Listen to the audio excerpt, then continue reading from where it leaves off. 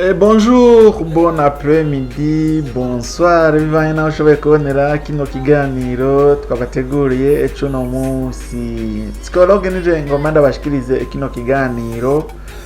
Umunsi kiganiro nabateguriye ni kiganiro kivuga kuri industry no munsi ngomba nze muri industry tuvugane ku muziki w'u Rwanda no muziki wo mu Burundi. Kuko ngize imisi mbona abantu benshi bidoga abandi nabo batanga impanuro ku byabaye mu giteramo giheruka kuba mu gihugu kibanyi cy'u Rwanda. Ico giteramo cari catumiwemwo umuririmbyi akomeye cyane atariko aravyorosha uyu munsi yitwa Kirikou akaba ari umuririmbyi ubona yuko afise kazoza muri industry. Rero abantu benshi baragiye bararaba ibyabereye mu giteramo, baratera ama comments, bamwe baca bagomba no kubishira muri politike, ariko nanje ngomba ndabe ico no bivugako. Rero igihe Kirikou yari mu Rwanda yarakoze igiteramo, ibyamushikiye yarashitse kuri scene araririmba indirimbo ziwe, mugabo hageze ku ndirimbo ngira ngo ari nayo yoba yaramushikanye muri ico giteramo kugira atumigwe muri ico giteramo, indirimbo yitwa aha nihe. Iyo ndirimbo yarashoboye kuza iracigagurika, bamwe bavuga ati ni ivyuma byagenze nabi, abandi nabo bakavuga bati oya ni inzigo bagiriye uwo mwana w'umurundi ariko arahaguruka, bivanye n'ama interview yagiye aratanga avuga yuko mu gihugu c'u Burundi ubunya abarundi basigaye bakunda umuziki wabo, abanyarwanda batagitwika mu gihugu c'u Burundi, avuga nyene nk'ivyo. Ariko navyo bishobora kuba ari byo canke atari byo, ntawo ca avyemeza kuko uwabigize uwaciye ijya ndirimbo ni wazi impamvu yabigize. Ariko rero umuziki w'uno munsi mu Rwanda urahari, kandi n'umuziki uri ku rwego rushimishije, kandi n'umuziki wo mu Burundi, abana biwacu mu Burundi uyu munsi barafise intambwe bagejeje ko umuziki, kuko iyi generation y'uno munsi ni generation ubona yuko ishushe, ifise kazoza mu muziki, kandi ndazi n'abari nyuma yabo bazoza ari abaririmbyi bakomeye cyane. Rero umuziki w'u Burundi niwo muziki watanguye kubaho nkuko bivugwa n'aba legend bo mu Rwanda, aba Doben, ba Medi, bose baravuga yuko birefeye kuba artiste bo mu gihugu c'u Burundi, birefeye kuri ba Chancho wa Miss, ba Christophe Matata, birefeye kuri bagiye baririmbyi twebwe tuzi nk'abatama mu muziki w'u Burundi, kugira ngo nabo bashobore kumenya gutegura indirimbo, kugira ngo bamenye nabo ukuntu bo ririmba neza. Ariko generation y'uno munsi yo mu Rwanda, aba bariko baraza uno munsi ivyo ntavyo bazi, kuko nabo ntabwo baba barirefeye ku baririmbyi bo mu Burundi, ahubwo nabo birefeye kuri ba buzukuru baba baririmbyi bo mu Burundi. Ndavuga rero birefeye kuri ba Medi, ba Mico the Best, ba Deben, birefera kuri ba Tom Close, kuko ico gihe abariko barakuru no munsi mu muziki nabo bari bakiri bato, babona yuko umuziki ari uwa ba Doben, ari uwa ba Medi, ari uwa ba Kitoko, bajye ba Knowless. Nico gituma badashobora kubaha umuririmbyi wo mu gihugu c'u Burundi.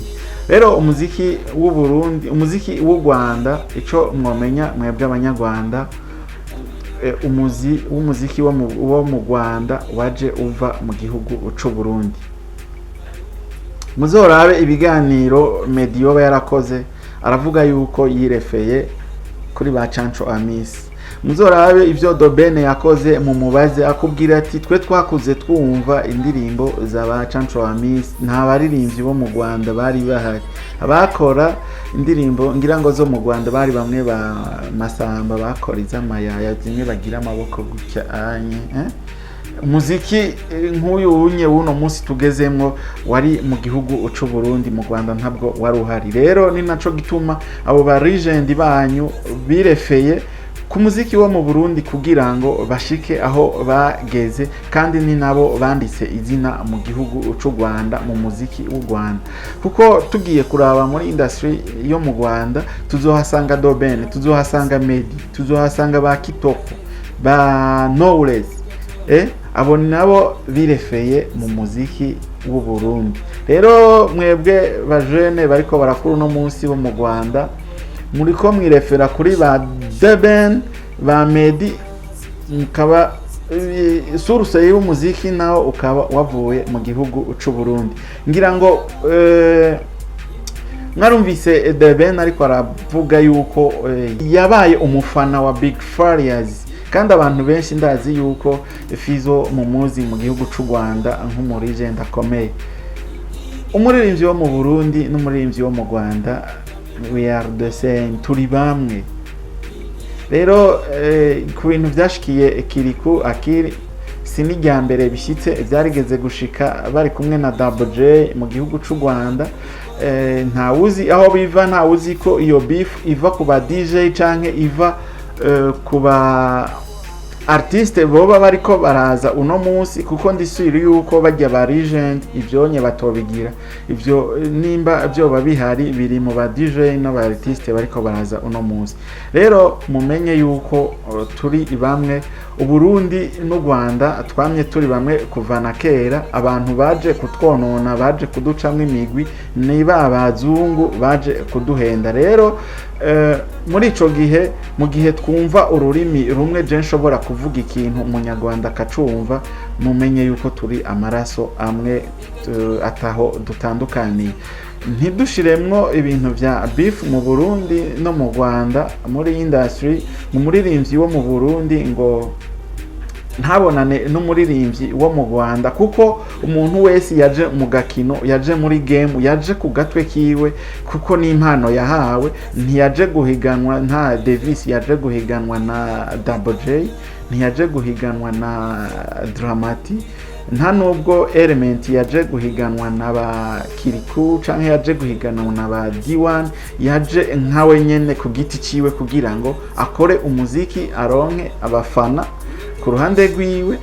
Hanyuma na Kirikou nyene yaje kubera impano yiwe kugira ngo nawe aronke abafana, kandi ivyiyumviro vyiwe navyo bishobore kubaka abantu, bishobore no kugirira akamaro abanyagihugu canke abamukunda canke abamwumviriza. Rero Uburundi n'u Rwanda dushaka kuba umwe, dushaka gushigikirana muri bino bikorwa.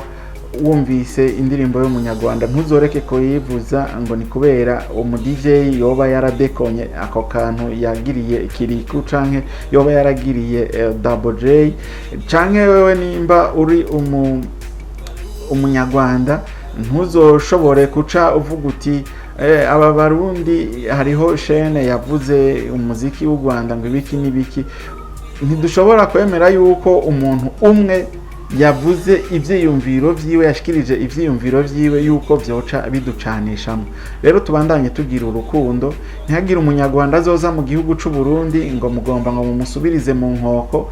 Ilifo kameme yuko twiyubaha tukabereka, kuko umuntu iyo umuruta uri mukuru wiwe uramuhebera. Nimba hazoba haje umuririmbyi wo mu Rwanda aje gukora igiteramo mu gihugu c'u Burundi, muvugirize, umuhe umuziki, umuhereze, ushiremwo na base, yumve nyene yuko ari iwabo umuziki, ku kirimba c'umuziki. Umuziki wo mu Burundi niwo wakujije umuziki wo mu karere, niwo wakujije n'abatanzania barakurikirana umuziki wo mu Burundi cyane. Hari ikiganiro nigeze kumva Rose Muhanda ariko arashimira abantu bamwigishije umuziki, baturuka mu ntara ya Rumonge. Bamwigishije umuziki, baramwereka ukuntu ashobora gutondeka umuziki n'abakina Barundi. Rero umuziki wo mu Burundi ahubwo dukwiye twebwe nyene natwe gushigikirana, abasponsor bakaba benshi, abafise aho bashobora gushikana umuziki w'u Burundi, bawuhagurutse wamamare mu makungu, Burundi butera imbere mu muziki nka kurya Tanzania yateye imbere. Utogenda mu kindi gihugu ngo cyo muri Afrika ngo ureke kumva umuziki wa Tanzania, nta munsi washobora guhera utumvise umuziki wa Tanzania. Rero icambere na mbere coco nuko abarundi twokunda ibyacu, bajyanye bagomba kudusubiza inyuma, hamwe tuzobabwira duti aha nihe, kuko ni benshi bagombye kudusubiza inyuma, mugabo ubonye Kirikou yababwiye ati aha ni hehe none, kandi nivyo. Rero reka tubandanye dushira umutima hamwe, abarundi dukunda ibyacu, dukundane kugira ngo Uburundi nabwo bwacu buhaguruke. Uburundi burazwi yuko aribwo bwigishije akarere umuziki, kandi n'ubunye tubandanya tuvyifatamo neza. Reka nshimire rero abaririmbyi bariko baraza uyu munsi, baje baramugwa na ba Big Fariaz. Fariaz yararamuye abanyarwanda, Fariaz yaragiye akorana na ba Shariri na Nina. Indoro murayizi, iyo ndoro ijya ndirimbo y'indoro yarashoboye gukora ibi, sinovuga ngo yashoboye gukora ibikora inka. Je ujya mugani kuko niko ndawemera inka zitamase canke novuga yuko ijya ndirimbo yashoboye kwandikisha izina mu gihugu cy'u Rwanda n'igihugu cy'u Burundi, even muri Uganda, Tanzania n'ahandi za Kenya. Big Fariaz yarashoboye guhagurutsa bajya baririmbyi, kandi na Tom Close ndazi yuko indirimbo Baza arashimira Big Fariaz, yari abitwa ba Social Mora n'abandi bose bakoranye na Big Fariaz. Ndazi yuko benshi bamushima kuri kogwa yakoze, kandi abaririmbyi bo mu Rwanda n'abaririmbyi bo mu Burundi ndazi yuko munzu ubumwe barunze ubumwe, kuko barakorana ama featuring, barakorana ibikorwa, kandi n'abamanaja barakora neza, kuko nta kuntu hoba hariho beef y'umunyarwanda n'umurundi hanyuma ngo umurundi ngo ashobore gutumira The Ben ngo aze gukora igiteramo, canke abandi baririmbyi ba Bruce Melody baze gukorera mu gihugu cy'u Burundi umuziki, hanyuma barihe. Nta kuntu sponsor yoshobora, manager yoshobora gutegura ikintu agatumira umuririmbyi w'umurundi ngo aje gukora umuziki mu Rwanda. Rero muri ico gihe nta beef, abaririmbyi ndazi yuko bameze neza. Mureke guteranywa n'abafana, abafana ntibaze babacanishe mwebwe abaririmbyi. Iciza nuko mwokwitahura mwebwe ico muri, kuko jewe narigeze nanje guca mu bintu by'umuziki. Naririmbyi indirimbo iragoye gutegura, kuyumvira umusitari, ukiyumvira uti je ngomba nkora iki, uyandike, uyitondeke, uyiheze, hanyuma uje muri studio. Indirimbo iragoye. Ntimwave rero nk'abafana bibaza ngo indirimbo ngo nukuhandika amajambo hanyuma ukaca ugenda ugakorokera kuri mic uragiye uraririmbye. No, muziki kajya n'akazi. Rero nk'abaririmbyi mubandanye mufatana mu nda, mwibuke ko muri mu kazi, mubandanye muduha ibikorwa bimeze neza. Rero abaririmbyi b'abarundi muri rusangi mubandanye mutera intambwe, na cyane cyane abaririmbyi bariko baraza uno munsi, mushigikire batoya banyu, aba B-face mumenye yuko kugira mushike ahonye mwashitse mwari icuma. Rero mwibuke ko bibabaza gutwara indirimbo ku radio ntivuzwe, canke kurondera umusitare ari hejuru hanyuma akakugarako. Ivyo muvyibuke yuko mwabiciyemwo. Namwe nihagira ababitura bakiri hasi yanyu mubahagurutse, kuko underground mukombozi niwe twigeze kuyaga yavuze ati underground ni watondeka umusitari mwiza gusumba uri hit, umaze kwandika izina niwe ashobora gutanga ubutumwa bwiza cyane. Rero mubandanye mushigikirana, mushigikire batoya banyu kugira ngo umuziki w'u Burundi ubandanye uhaguruka. Ikindi naco kubaririmbyi b'abarundi si bibi kwirefera ku baririmbyi ba kera.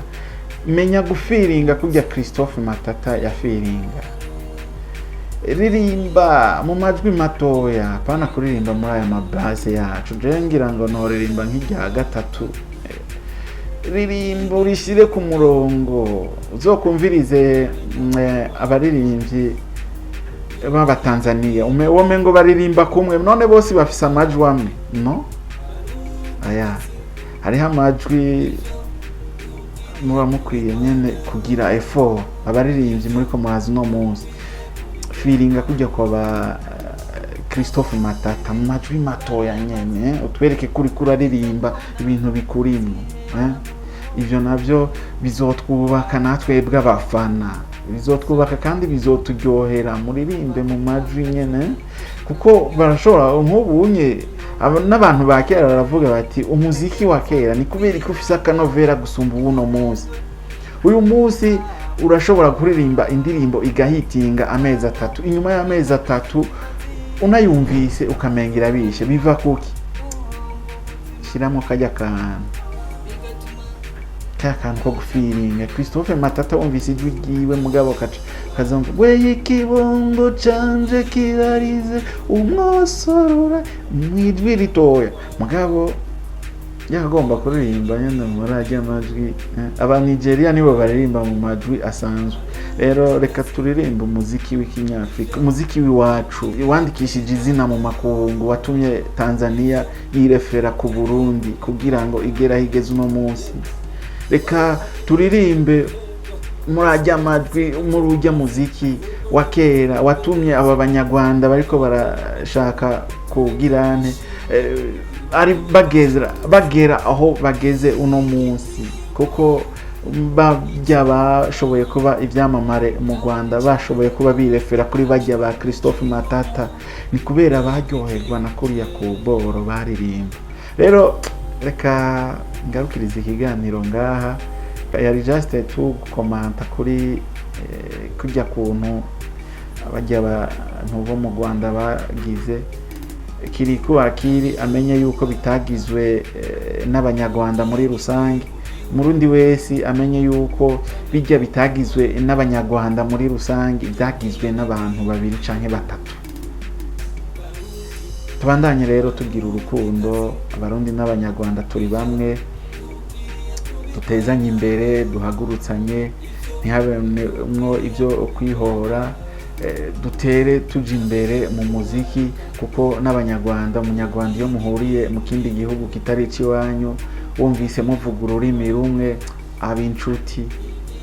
ab'inshuti ikomeye cyane twasanze turi amaraso amwe turabantu musome de bantu rero mu gihe turi amaraso amwe dukundane tubane nk'abafrere nimba ivyo byarashitse mu Burundi ntimuzobigirira umunyarwanda ngo ivyo ngo byarabaye ngo kuri Kirikou ngo ko caye kuri Dabojey umuntu uramwereka yuko umukurira uri mukuru uzorabe umwana abana mukuru na mutoya iyo mutoya yansi ikintu ashatse ikintu umuvyeyi avuga ati mureke ntashobora kuvuga ngo aje kuri mukuru rero abanyarwanda ibyabaye wabigize ntazabisubire yaragize amakosa mu gihe umuririmbyi yatumwe ko nk'umushitsi mufate nk'umushitsi mubandanye kakaranga kanyu mwahorana barundi n'abanyarwanda turi bamwe rero ndabasezeye ukaba uri mushasha rero ubonye runo rubuga rwacu rwa YouTube Pisco Entertainment and Media ukaba wakunze na kino kiganiro banza ugire like hanyuma ucugira subscribe ushiremo na comment tugire n'agakomantere duhe n'agakomantere ugire na partage kugira ngo kino kiganiro gishikira abanyarwanda benshi batandukanye bumve yuko umuziki w'u Burundi n'uwo mu Rwanda ari umuziki umwe abarundi n'abanyarwanda turi abavukanye kandi gishikire n'abarundi benshi batandukanye na cyane cyane aba artiste buno munsi bibashikire bamenye yuko tuzeye amaso kuri bo ari bo bazoteza imbere umuziki w'u Burundi kandi intambwe bariko uyu munsi irashimishije. Dramati, Fernando, Gustro, B-Face, tutibagiye umurejande Roriro ujya n'umuririmbyi yashoboye gushikana abaririmbyi benshi ahantu hatandukanye. Twe twakuze tubona tuja no kurorera mu mafilme indirimbo za Roriro tunazirihira n'amahera, niwe twatanguye kubona ba Fariyazi tumenya za ndirimbo za mambo juu ya mambo, sitopenda tena, mbarira, niwanyemera, namumenye before izo ndirimbo nazimenye narambanje kumubona mu maklipe ya ba Rorio. Kandi tutibagiye na Cedric Bangi n'umuntu yitangira umuziki cyane w'u Burundi, yifuza yuko umuziki w'u Burundi woshika kuri yindi mpwemu idasanzwe. Dushimire rero n'abapromota bashobora kuba bapromota umuziki w'u Burundi. Dushimire na leta y'igihugu cy'u Burundi kuko nayo nyene burya ibifisemwo uruhara, kuko yabitabifisemo uruhara n'ibiteramo ntibyoba bikorwa mu gihugu cy'u Burundi. Rero ndashimiye abarundi muri rusange mwashoboye kumviriza kino kiganiro, n'uwe wese yashoboye kumva kudutega amatwi ashobora kumva runo rurimi ndiko ndakoresha. Imana ibahezagire rero, naho butaha mu kindi kiganiro. Psikologe ni jewe twari kumwe, nije nariko ndabaganiririza.